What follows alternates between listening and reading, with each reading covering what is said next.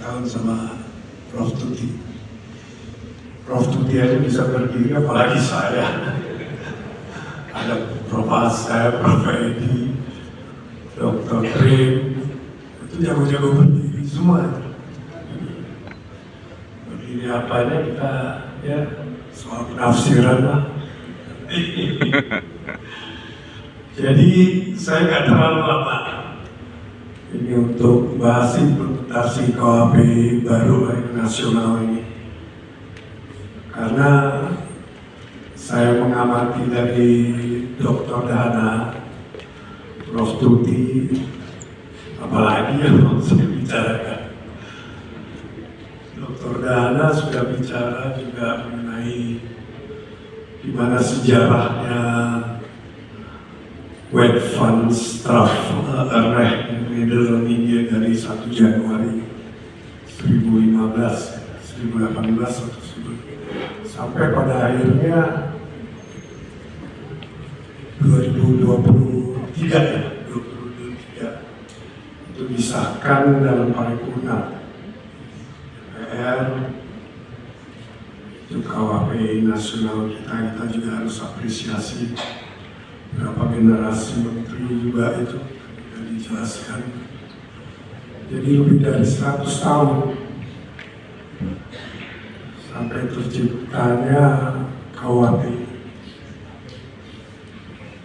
baru.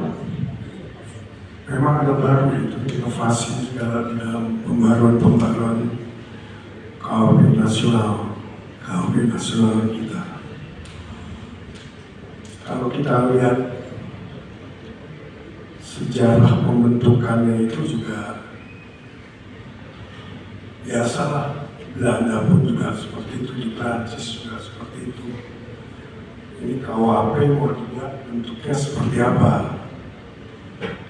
Jadi ada mau dikatakan para ahli di dalam tim ataupun di luar yang masukan yang kita terima, ini mazhabnya mau yang kodifikasi penuh. Jadi semua hukum pidana khusus yang ada di luar KUHP itu masuk semua di kodifikasi penuh. Tapi ada yang berpendapat hukum pidana itu jangan dinamis sekali. Dia bekerja menurut ruang tempat waktu. Jadi dinamis, nggak mungkin semua dituangkan dalam KUHP. Itu pengikut mazhab dari yang terbuka.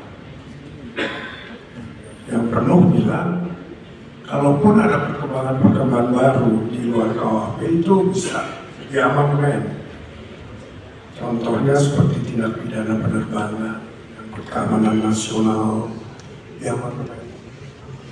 Tapi pengikut mazhab yang terbuka nggak bisa. Banyak sekali hukum pidana khusus di luar ekstra KUHP itu mengikuti dinamisasi hukum pidana. Akhirnya sepakat kodifikasinya dibilang terbuka dan terbatas. Masuklah hukum pidana khusus ekstra KUHP yang kodifikasikan ke dalam KUHP itu ada di bab 35. KUHP itu kan tindak pidana umum, hukum pidana umum. Kok nyempil ada bab 35 mengenai tindak pidana khusus. Satu-satunya yang disampaikan itu kompromi lah antara pengikut mazhab kodifikasi penuh dengan yang terbuka.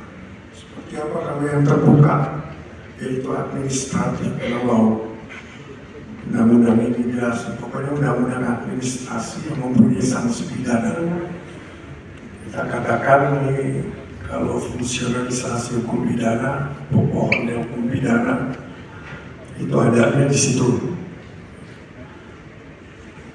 Di undang-undang perbankan ada sanksi pidana, undang-undang pasar modal sanksi pidana, undang-undang OJK juga ada sanksi pidananya, undang-undang kehutanan itu tetap berada di luar. Juga yang diperkenankan, dibenarkan itu yang namanya emergency law. Jadi undang-undang darurat lah kalau nantinya memiliki karakter pidananya itu dapat dibenarkan, jadi seperti itu. Nah, sekarang kita udah akhirnya terbentuklah dengan luas sekali itu 43 bab dengan 624 KUHP. Saya suruh ngafalin ke satu aja asas belum tentu bisa itu. Kalau nggak salah ada 187 pasal, 17 bab. Sisanya buku kedua itu normanya sampai 624 pasal. Asas saja susah. Walaupun profesor, saya belum tentu saya pahami asasnya itu. Jadi itu yang menguasai sekali Prof. Edi itu, Pak Amin juga bukti ya. Tapi nggak mudah sekali. Jadi kalau saya bicara implementasinya ya wajar aja lah.